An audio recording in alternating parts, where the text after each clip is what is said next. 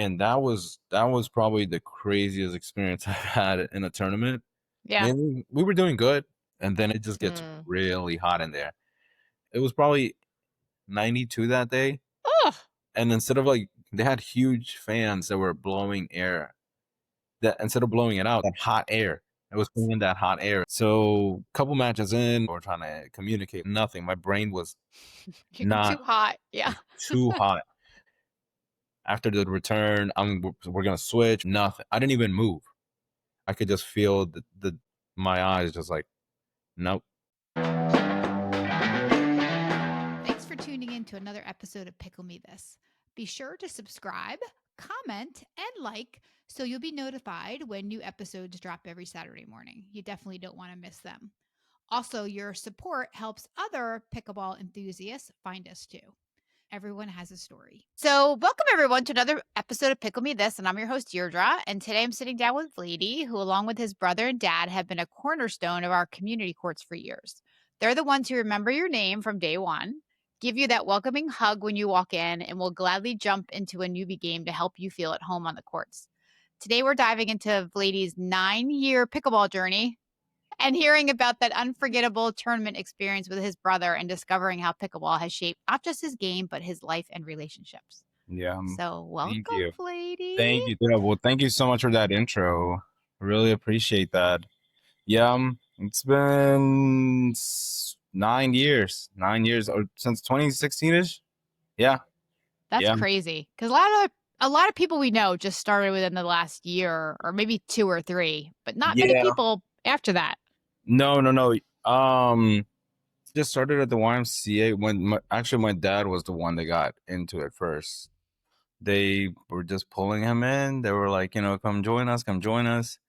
And he had mentioned it to us a couple of times, and we were just like, all right, like occasionally join here and there, but didn't really see anything into it. And then as time went on, the more we played, the more we're like, oh, it was just like also playing against my family, like my brother more than anything.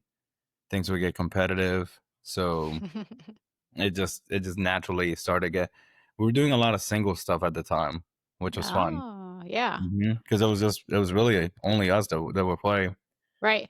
And then after a while, the YMCA actually ended us gifting us a net, and from that point on, that was it. We would just set up the net outside of our place, draw it out with chalk, and just go at it.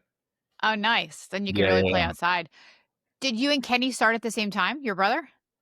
Right around, Did one of you go first? yeah, right around the same time. Yeah. Right around the same time, mainly because, like I said, we were just playing against each other, and I guess another like part of the reason why I started even playing was because I was junior year of high school at the time, and I was suffering a lot from knee issues playing football, trying to do lacrosse, Mm. having multiple weight training classes, so it was just a lot of tear and wear on my knee. And it just got to the point where I was like, I can't continue to do this anymore. I can't, because like my coach is not going to be there when I'm 30 and I can't move my knee, so I have to stop doing it. And I was trying to find something else. And sure enough, the old people sport came into play, and I was like, yeah, yeah, this sounds like my something down my alley. Because that's how it used to be. That's how it used to be known as, like, that the It people did. just refer as like the old people sport, the old person sport. It did. And I mean, I understand why, because at the time, the sport was, I mean, it was literally just a lot of thinking back and forth, back and forth, back and forth. So I guess that's part of the reason why my brother and I have a really good understanding of when it comes to patience. Mm. So just stay with it, keep going back and forth. Like, okay, we can do this all day long, all day Mhm. long. And playing slow, playing very tactical. So a lot of, especially the younger people that like to play in, like if they come in from like a tennis background, for example, they come with a lot of power, a lot of aggression, and that's cool. Like it'll work to a certain degree, but then when you come across somebody who really knows how to slow the ball down and just kind of like make the game a little bit more technical, and that's where the mental game starts to come into play. So Because it's not true. just, yeah, because it's not just your pure physical ability. It's like messing up a couple of things, people start to get in their own head. Mhm. Start The pressure starts to build up in their head, and then once you see that, that's it.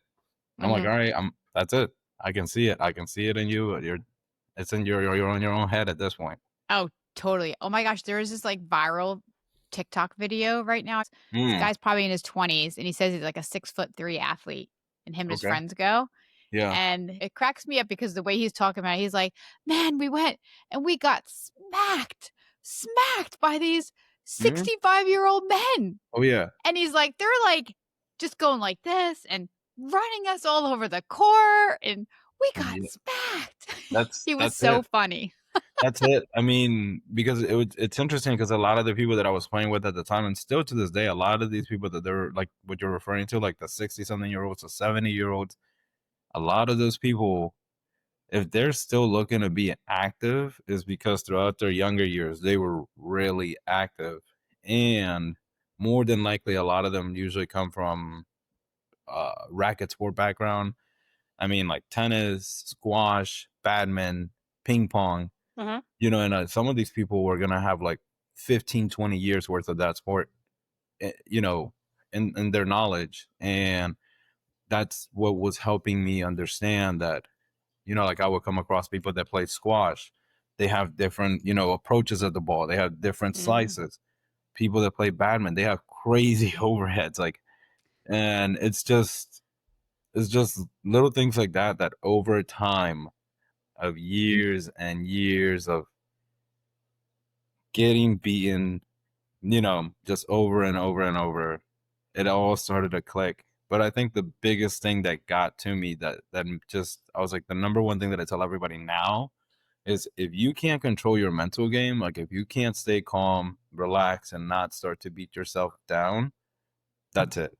Because if you have two games, three bad games, and you're frustrated to the point where you can't do anything correctly, like It's true. that's gonna be the number one thing that you can go drill, you can go do all this, whatever you want, but if you can't control your emotions out there, that's it. I know once you get in your head, it's bad news. I got Mhm. pulled into a game just the other night with, Jimmy. They're so nice. You know Jimmy. Yeah, yeah, yeah, yeah. I bet that was a great game. And he's like, You partner with me." I'm like, "Okay." And we were against Irby, and I can't remember who the 4th person was, but they're all super good players, and I said, "Well, Mhm. I think this one is like, I am definitely out of my league in I this game." mean, And they're like, those are "No." the They're like, "Hang with us." I'm like, "Okay." good, And good. so I played, but I got in my own head, lady. Like, I feel like I did worse than I normally Oh, do for because sure. I just felt too much pressure. I'm like, "These people are way better than me." For Um, sure. I mean, that's honestly the best way because I remember that even growing up, I was never any good at basketball, but I would go out there and play with my friends, and I would try to put myself up against, like, the weaker player, but they're like, "No, no, no, no, no. Get in there, play against the stronger player, the stronger player." Why? Because, like, the more you get used to playing against someone who's constantly, testing you and trying to help, like, over time, like, that's just gonna help so much, so much. I mean, just because like, going to method alone, geez, I remember whatever game I would get into, I would know. I'd be like, "Yep, I'm the weaker player and out of all four." And then especially playing out there in the morning time, we'll get out there probably 7 in the morning. We'll stay out till 11, 12 o'clock. And then that 11, 12 o'clock time, a lot of good players would show up. I'm already hot, tired, like I'm done. But it's like that last hour of just powering through, playing against really, really good players that it just kind of like, you're like, all right, come on, we're in it, we're here, yes. keep going, yeah, Yeah. Last night I ended up playing with Tyler and, John, not Irby, the other John. They're all really good, but yeah, I feel like I did my normal self because there was, like, I had no pressure on myself that night, like, last night. It was just no, fun. We were just laughing a lot. It's just so funny how, like, your head can totally mess you up in your yeah, game. definitely. I mean, Yeah. you can have all the skill sets, but if you start to beat yourself up, even if you're not doing directly, like you're showing it, like you're saying anything out loud or saying anything directly to your partner, but as soon as that negative energy starts to come in, Mhm. that's it. Yeah. And then that negative energy also transfers over to your partner. You It know, does. Yep. And if they see that you're kind of quitting on yourself, they're like, well, why am I going to put in all this effort if they're just going to let the ball go because they're upset? Right. Yeah. Right. So, So when you started playing with your dad and Kenny, who do you think was the first one that got really hooked first? Who was the one that then started bringing it like, let's go, let's go, let's go? oh, my dad for sure. Yeah. He was hooked on it. Just we started playing for like the first 3 years of playing. We were really only doing indoor stuff. So like at the YMCA. Mhm. Yeah, I can't remember what the name of this other place that we go to, but yeah, we used to go all over the place, just doing a lot of indoor pickleball stuff, which at the time that seemed to be the normal. Yeah. And then it wasn't until like Method came around, and then when they renovated North Hills and actually turned it into pickleball courts, Mhm. and that's when things started changing. Yeah. Like started going to Method a lot more, started going to North Hills, but our thing was going to Method because we knew that at that time that was the place to be. Like some of the best, if not the best players would go out there It'd be a on a little daily intimidating there. basis. Oh yeah. On Yeah. a daily basis. It was pretty wild. Like we would get out there during the weekdays around 7 in the morning, stay there till like 10, 11 o'clock, 3, 4 times a week. Every single time, just ridiculously good players. Yeah. And then on top of that heat, like it's a lot. Oh, it is a lot, It's a lot. especially in the So summer. When you in the early days when you guys went to play together, the three mhm. of you, did you end up playing together in the same games or did you split up a lot? It would be a limited number of games we could do together before they're like, all right, that's it. Everybody go. Like, go play your own games. We're done. We're done. Like, Because it was too like competitive between mm, each other, a or mix of competitiveness, a mix of just like I'm tired of you. siblings bickering. Mm. My dad constantly trying to like coach us while we're playing, and we're like, okay, like, dude, it's okay, we get it. Like, so it was a lot of that for the first couple of years, but I mean, that's where, with all of that time, my brother and I came to understand that when we play together, the best thing to do is because like we both know that we play very well. It's been a lot of time that we put into it, so we both play very well, but if our mindset is not there, if our communication is not there, if just positive energy overall is Mhm. not there as number one, that's it, right? Like, and we noticed that because it was a time when we were down probably 10-1, and we're like, yep, it was our serve, and we're like, if we don't do anything here, more than likely they're gonna score next, and then that's it. And that whole game, we have been kind of like bickering back and forth, just little things. And I can't remember exactly what it was about, but just typical brother stuff. Like, it was your ball, my ball, this is Oh that. yeah. It's like, it's like arguing over dumb things like that. And we're like, all right, come on. And then we just kind of like flipped the switch. We were like, all right, come on, we got this, we got this. And it was just nothing but positive reinforcement after another. We came back with that one serve, came back and Heck won the game. yeah. And I was like, oh shit, okay. Like, mindset is definitely the biggest thing here. Mhm. Because like we have the skill set to do it, but it was just if your mindset's not there, that's Yes. it. Yes. And once you start getting into that negative talk and stuff too, I'm it's sorry. once you get into that negative talk too, it's Mhm. That's it. because That's then it. you start looking for it. No, it's your ball. Mhm.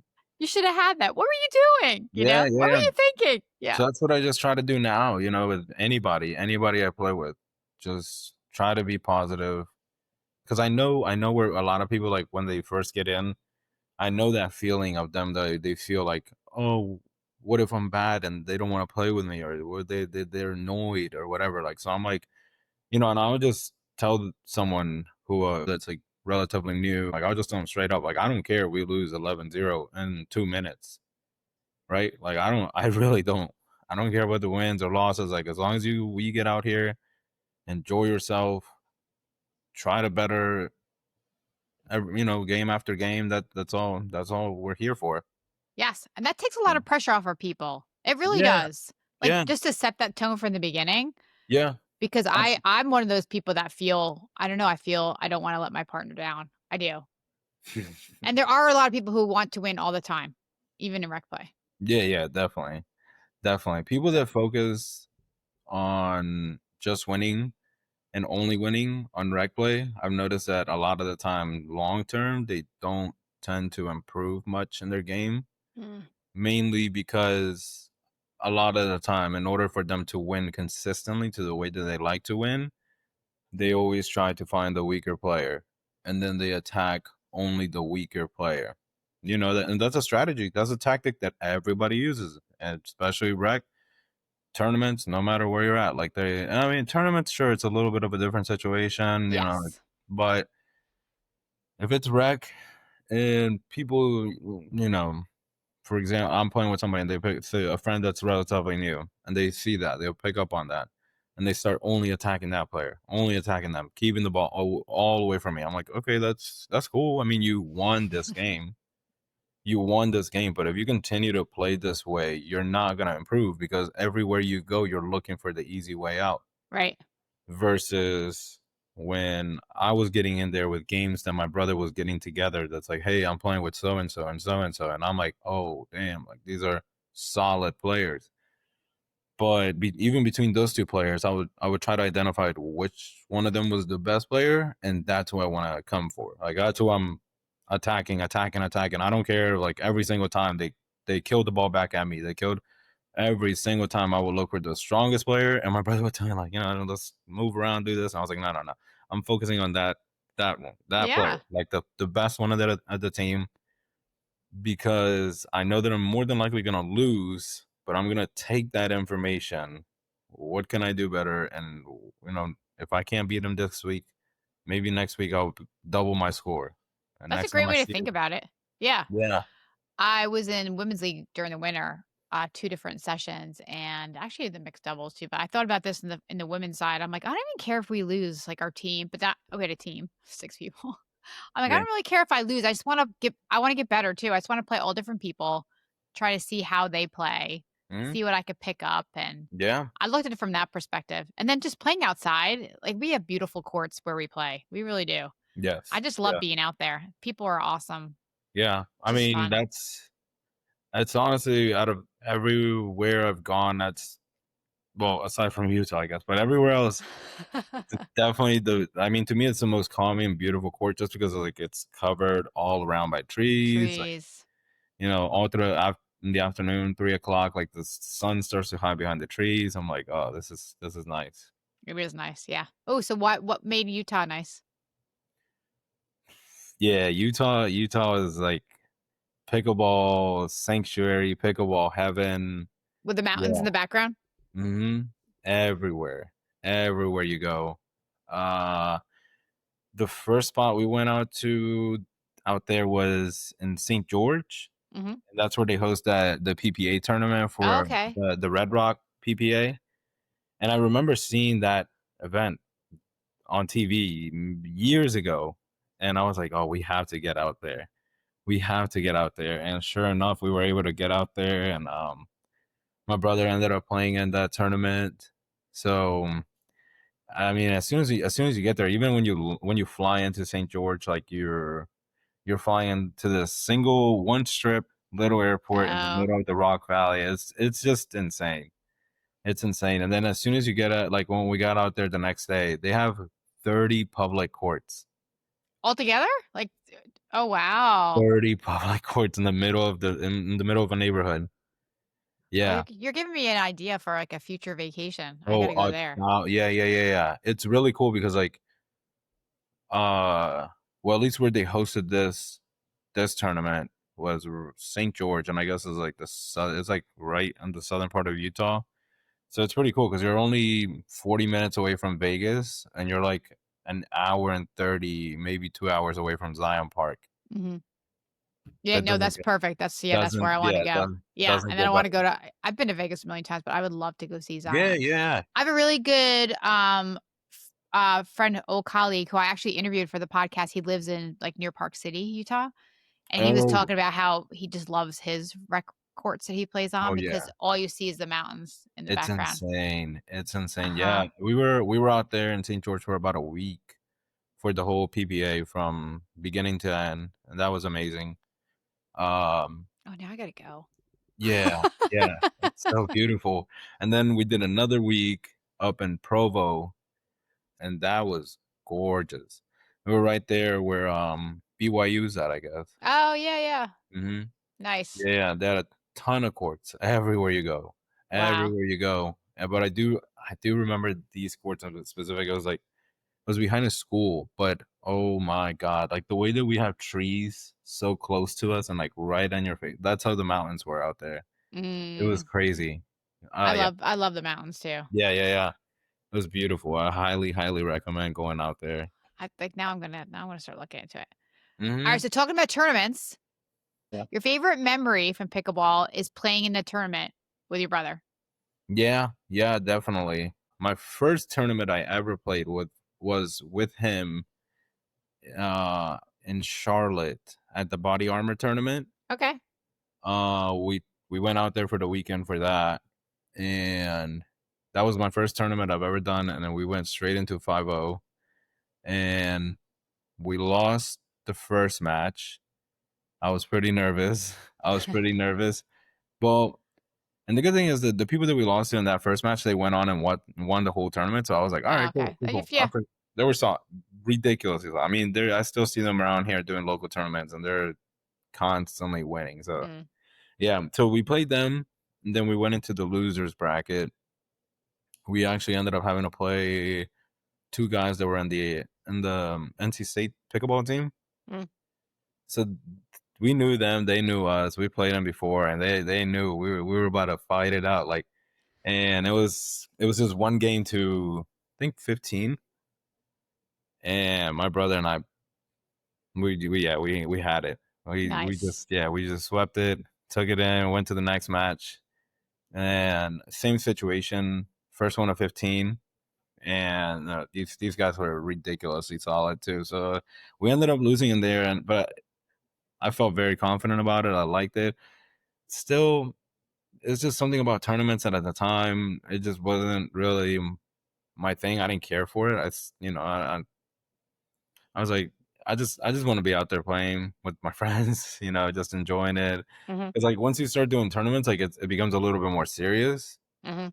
because like you have to do drilling, just trying to stay in shape, doing your cardio, eating right, and again emphasizing on drilling, drilling, drilling, drilling nonstop. You can't play as much because then if you play, you're running risk of hurting yourself. Oh gosh. You know, Yeah. yeah. So I was like, "Ah, it's just so serious. Like, Also, it's a lot of time. If you think about not even travel time, if you just think about if you were lucky and you had a tournament locally hmm hmm and you show up, you just spend the whole day like waiting oh, around.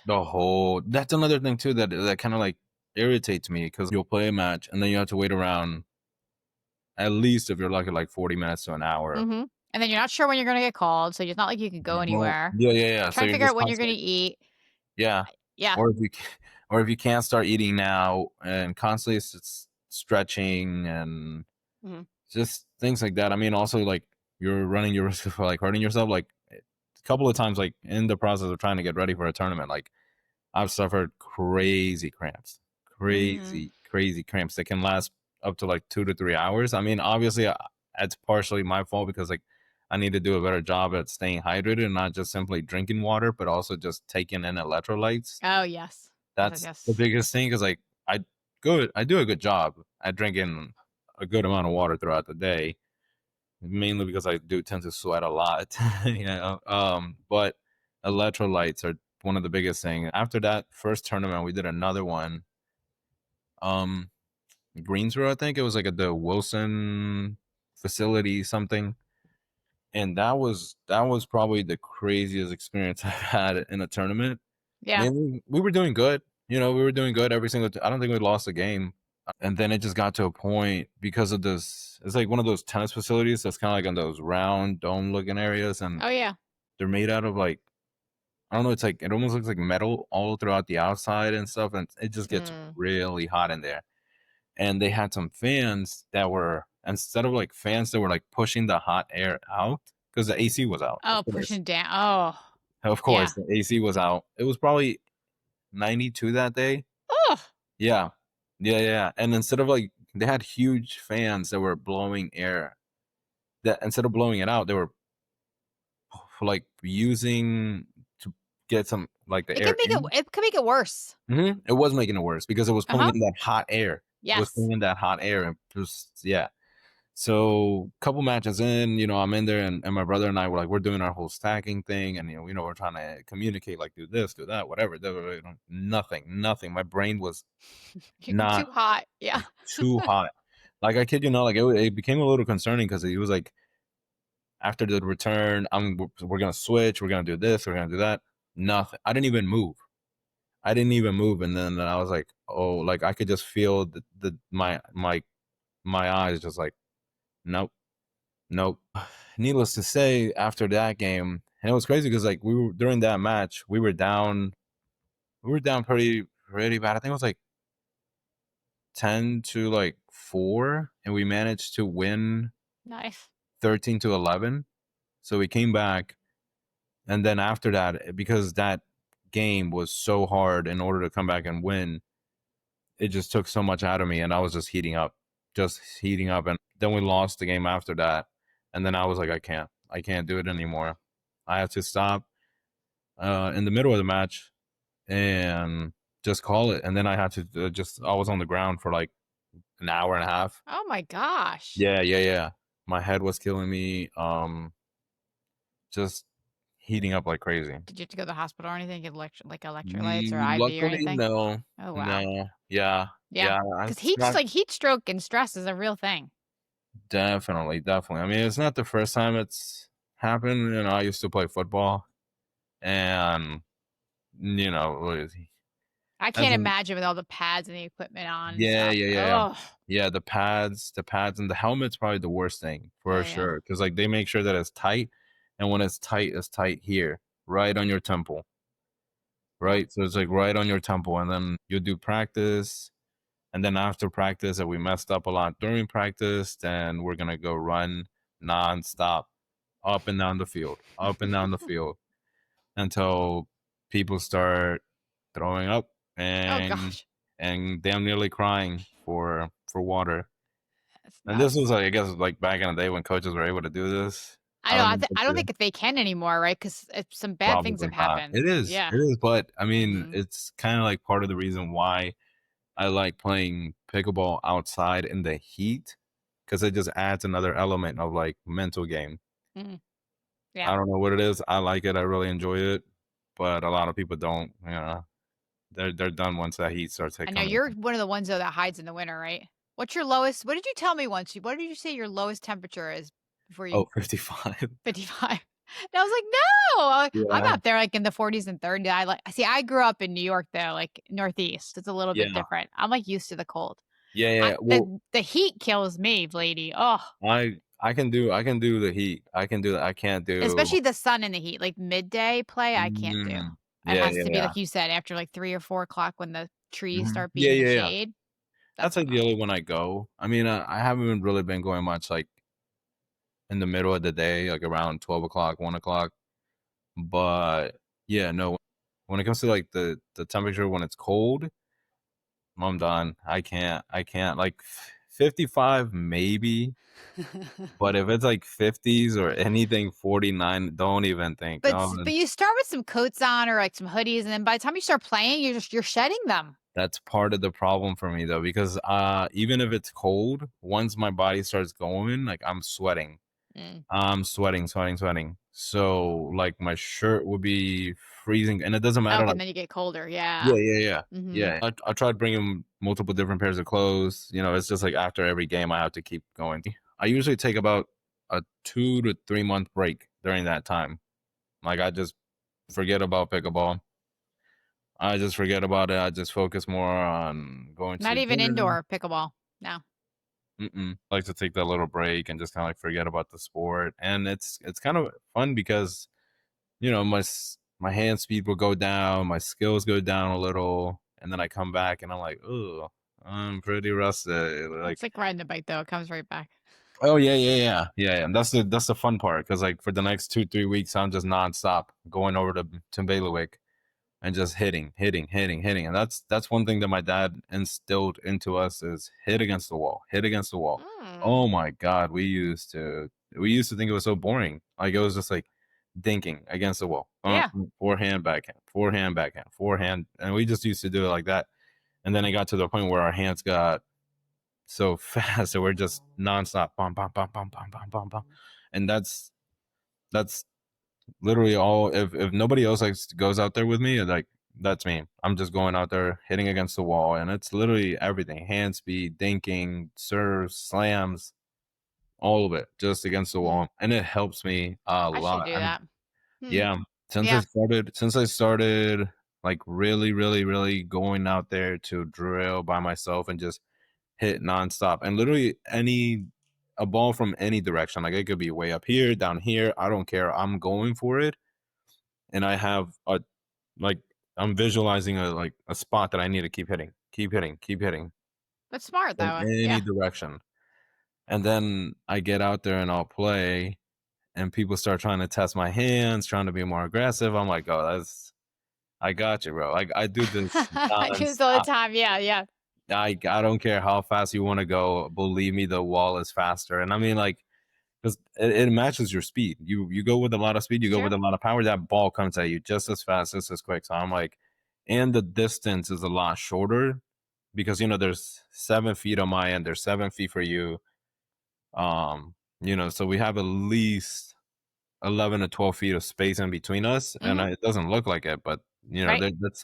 that's technically with your reach and everything. So it's a lot of time versus the wall where I'm probably 4 or 5 feet away. Right. It's just nonstop. Bum, bum, bum, bum, bum, bum, bum. So, forehands, backhands, overheads, Hmm. anything, Yeah. anything. I need to do that. Let's talk about the pickleball community. Okay. Um, how did you guys when I first started playing, I felt like you were like the welcoming committee at the courts in North Hills. I Yeah. just felt like that. You were so nice. Like Thank you. you Thank you. you recognize our names right away. You'd Hmm. welcome us in each time we came back. You would jump Yeah. in to play with us and help us and give Yeah. us tips and everything. And I saw you do that over and over again with other people. So how did you all become like the regulars there Hmm. and start being that group? I mean, as far as those characteristics, that's all from my dad. That's all stuff that my dad has had instilled in us from elementary school, middle school, high school. He would always tell us like, you don't have to be the closest friends with everybody, but get to know everybody, right? Like have your close friend group tight. You should be able to count your closest friends like in your hand, but be welcoming, be kind to everybody else. So with that being said, throughout middle school, high school, like it was just a lot of like, I would be friends with like all the different groups of people you can think of. All of from the athletic kids to the kids in band to the kids that were academically gifted kids, and I needed those kids by my side because they helped me a lot when it comes to school projects. So it's just like that was just something walking down the hallway in school, saying hello to everybody. Sometimes I wouldn't even really know the person like that, but it was just like I've seen you before, we've seen you before. A little head nod, little fist bump. What's up, brother? How you doing? Keep it moving. That's it. Right, and I would just continue to carry that into pickleball. We all did. My dad, everybody, Yeah, and all of anybody. you. I Yeah, love that advice though. I love that advice from your dad because I really believe that there should be more kindness in the yeah, world. absolutely. Kindness, welcoming people, making people Yes. feel like this, because also that was the way that the game was also always perceived from the get. We realized that, and no matter where we went to go play at an indoor facility, it was just always smiles, open Mhm. arms, come and play, or have you played before? How long? This and this and that. And then the people that were really good, that would set good examples for us, like they would see that we weren't as good at the time, so they would lower their game down a little bit, And then as we went along, trying to do certain shots, like they would stop and they're like, "Well, here you should try doing this, and you should try Mm. doing that." And growing up, constantly playing sports and having really good coaches along my side, all of that just kind of like mixed in and helped me influence to be the way that I am and interact with people Yep. I love to that. this day. I think it's pretty irritating to me when there's a new player and then there's someone who's been playing for like a year and a half and they think they're something and like they think that they're this and all high mighty and they're like, oh, well, that person's new, I don't really want to play with them. And I'm like, bro, you were there a year ago. Like, wait, well, who do you what? Why are you being like this to someone else, right? Like, feel Mhm. them, help them feel welcome, because obviously they're here for a reason. They want to get out, they want to make Mhm. friends, they want to socialize, they want to get activity. Like, that's Yes. what they're here to do. Yes. And like You you know, said, we all have been there. And I get the want and need to have some competitive games too, but you can do both. definitely, definitely. You can I totally mean, like do if both. you want competitive games and like if you want to set up, or if you just get lucky and you get in a match with a lot of high level players and it's competitive and you're like, all right, cool, let's just keep running back. That's cool. But Mhm. if you're just constantly, you know, jumping in between games, like that it's gonna be a mix. Mhm. You're not sure who you're gonna run into, if it's gonna be a high level player or literally someone who And that just kind of started makes it playing. more fun. You get to know and meet more people. Yeah, yeah, absolutely. And I mean, I love it. I love it. It's one of my favorite feelings walking into North Hills, and it's like from the moment I step in, it's like the fist bumps, the yo yo, what's up, what's up, what's up, It's so everybody. true. I love Everybody. I love it. Yes. And it's one of my favorite feelings. It's one of my favorite, reasons why I go, even if it's busy. I don't care. Yeah, like I've gotten hurt. I got hurt probably like 2 weeks ago. I tweaked my knee pretty bad. I wasn't even able to play, and I still went and just went out there to talk, socialize. Yeah. You know, Yep. Yep. yeah, I went last night. I went a little later than I wanted to, yeah, just got stuck with some work stuff. And I thought too, I'm like, oh, if it's really busy. And then I said to myself, you know what? If it's really busy, that's all right. I'll just stay and hang out and like see who's yeah, there and chit chat a little yeah. bit and get That's it. a game or two in. And I try another day That exactly. That's exactly right. because it Yeah, makes like, me happy to be there. Yes. ex- And I left like you, like last night. I got in the car and I literally was like, it just made my day. Like I yeah. was just so happy. Yeah, I'm like, I know it's busy. I know it's busy. Well, you're already here. You might as well wait a game and talk to some friends, and then that's it. Mm, Just get out there, enjoy, interact with people, exactly. make some new friends. All right, so tell me about someone you've met through pickleball over the years that's become an important part of your life. It was like through my brother. I'm referring about Ella. Ella. Yeah, yeah. She's definitely through pickleball. Our friendship grew over time, and I met her, like I said, through my brother because my brother was friends with her son Jace. and and then she just I can't remember exactly where. Oh yeah, I Mm, think we started going out there to Lake Lynn a lot, and we would just ride out there with her, and we were just playing, twice a week. And then once we got word about North Hills getting ready to open up, it was just a different ball game at that point. Like we stopped doing a lot of the indoor places and just started going yeah. out to North Hills, and we did that for about a year and a half. Just constantly going out to play. And just since we were together so much, just on the car rides, just getting to talk, and it's just She has great life advice, doesn't she? She's so good at it. crazy, crazy good. Yeah. Crazy good. Play I mean, has she is a played therapist for a living, but she's yeah. really good at it. Yeah, so she's played a very, very important role in my life in the past few years. And I mean through pickleball and, personal stuff and, you Mhm, know, that has she has to be, yeah. I mean, I met a lot of great people, meet a lot of great people in pickleball, but her in particular, with just the amount of time and the level of time we've shared together, yeah, mhm. she would definitely have to be the first person that comes to mind. Nice. What's something about yourself that you've discovered through playing pickleball? Oh, like what I was referring to, about the mental game. Mm. Mhm. that had to have been like the thing when it clicked. I was like, yeah, that's it. Skill set is there. You know, I've been playing for a long time now, but I've noticed that it would just get to a point where the moment I started beating myself down or getting upset, oh, about my dinks, my overheads, my drives, my Mhm. drops, it just started like the moment I started to express that frustration, it would show. My opponents would see that. They would come and pick on me for that. And it just gets to the point where I would get so upset and then I don't even want to play anymore. Right. And I was like, well, this isn't fun. Like, it's fun for the first 2 hours. And then by the third hour, I'm so mad that I don't even want to play. Like, there's got to be something. Something's got to change here that's going to allow me to continue to play Mhm. and enjoy myself Mhm. with that's what I intend to do. But then almost every single time I come out here, I end up getting frustrated and then that's it. And I just want to leave. So over the years, that was the number one thing that having a positive mindset, positive energy is gonna be your biggest friend, Do especially you when it think comes. that carries off the courts too? Not just pickleball? Oh, 100%. Yeah. Yep. Yeah. Yeah. I mean, carrying yourself that way throughout, throughout your day, keeping your head high, your Mhm. shoulders up, smiling, there's bad things that are gonna happen. There are, it's life.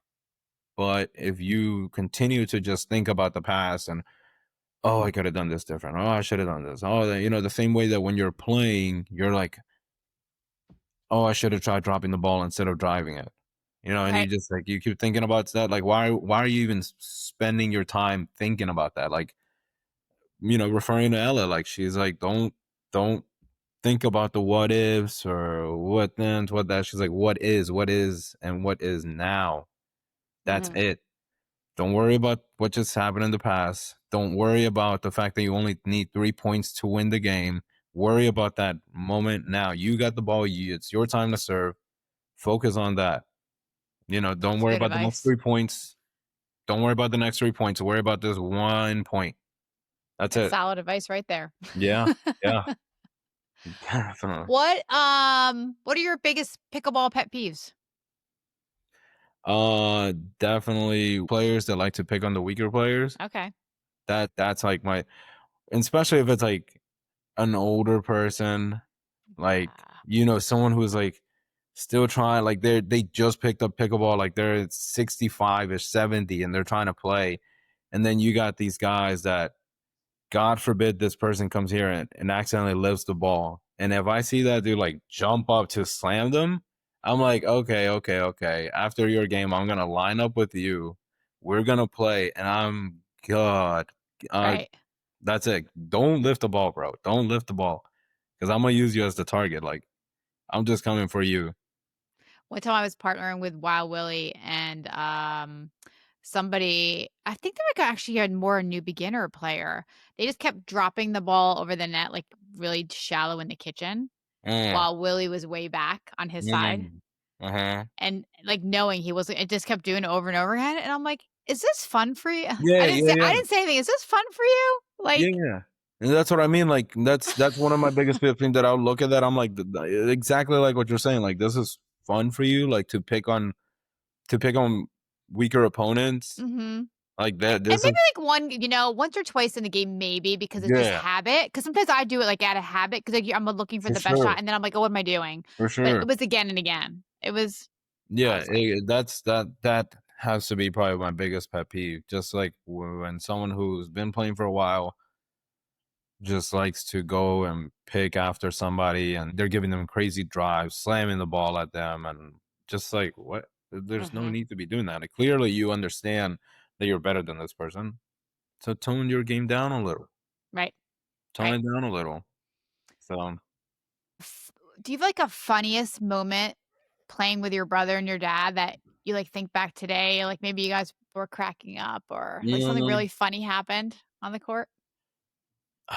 honestly, I can't think of one like specific time, but I mean just just in general, whenever my brother and I will be in a good mood playing, and this was a lot when we used to go and play a method pretty regularly in the mornings. I mean, just kind of like if it's like one of those situations like where you say something that's probably not even that funny, but you kind of like can't stop laughing about it, and it just Yes. becomes a thing for us throughout as we're playing, right? And that laughter, that positive energy, just it's vibrating, it's going, and it's allowing us to be in such a happy place in our minds that our skill sets is it's all on point. It's all on point. Like it's almost like and then it almost feels bad because like we're just laughing the whole time. Yeah. Yeah, And you're and like, I, I'm not laughing at you. We're just like laughing at something funny. exactly. Yeah, yeah, yeah. And it's kind of bad because like, we'll be beating the team or whatever, and then it's like and we're just nonstop laughing at whatever little silly thing at the time cracked us up, right? And it just continuously going. So or sometimes Yeah. we'll get into that mood and we'll be playing against my dad, and he really didn't like it because he would think that we're laughing like at him or something, and Yeah. he would get irritated by it. And we're like, bro, it's okay, we're not laughing at you, like. So Yeah. just little things like that. All right. We have one last wrap up question. Okay. What do you think makes the pickleball community truly welcoming? mm. uh just like majority of the people that are out there tend to understand based on their first experience when they get there. I've been seeing a good amount of new people coming into North Hills, Mhm. and Yep. I try to do my best job at making them feel welcome, making them feel like this is, you're good. Like, I don't care if you just started. But it's also nice because that interaction that I tend to have with people tends to be nearly the same interaction that they have with just about everybody else. It's pretty nice because like when you go to pickleball, nobody really cares what you're doing. Like as far as your job, nobody wants to get into politics. Nobody wants to do anything else but just talk about pickleball, play pickleball. Obviously if you're there with your friends and you're a little more personal stuff, but aside from that, just the general aspect is just come on in. Here's the paddle rack. Here's how it works. Line your stuff up. Get in there and have Mhm. at it. If Yeah. you do well, you do well. If you don't, hey, that's okay. Keep it going. Keep it going. Yes. And that's just the kind of energy that we were getting when we first started playing Mhm. from older people. Just very kind, very sweet, very I welcoming. know. Very That's welcoming. Very yeah. sweet. And we just always try to make sure that that was the same experience that people would have overall. Right. Now, to say, unfortunately, over time, it has changed a little bit. There are some people that like to be more like, I don't know, lack of a better term, like the clicky. Clicky and closed. Yeah. Yeah. Yeah. Yeah. So like they only go there with their four people. They walk into the park, they don't say hello to anybody. They're just going straight to where they need to be. They put their stuff down, they put their paddles, and that's it. They don't break away. Those are the people that tend to give that energy like, oh, like look at those guys, like they're a little intimidating, this and that. But for the most part, everybody else is just like open arms, welcome. They How are are. And you? not just the first time, like the next time you come and the time after that. Just That's the best part. over, Mhm. over and over and over. At Yep. least that's how it was for me, and that I try to make sure that that's the same situation for everybody else. And And if it's if that's it, why we love you, lady. You're such a good thank you, person. thank you, Kind heart, thank kind you so much. soul. That means Yeah. a lot. Thank you so much. I try to do Yes. my best, like I said, but it all comes more than anything. Just like my dad, like he's the one that always. I miss your dad. Where's your dad been? Unfortunately, he did. I don't know if you remember, he had an injury on his foot, Oh, that's and then he's been playing. Like he'll play with us occasionally on the weekends over at Bailiwick, but he's just been picking up biking a lot more. okay. Yeah. Yeah. I'll have to come out to just to say hi. Yeah, yeah, Yeah. definitely. Yeah. Your dad's a Definitely. good guy. Yeah, it'll be fun. All right, lady. Thank you so much for stopping Yeah, in on the podcast. We loved having absolutely. you. I'm so glad we were finally able to do it. Likewise. Yeah, thank you. I will see you out there. Sounds good. Yeah, definitely. Definitely.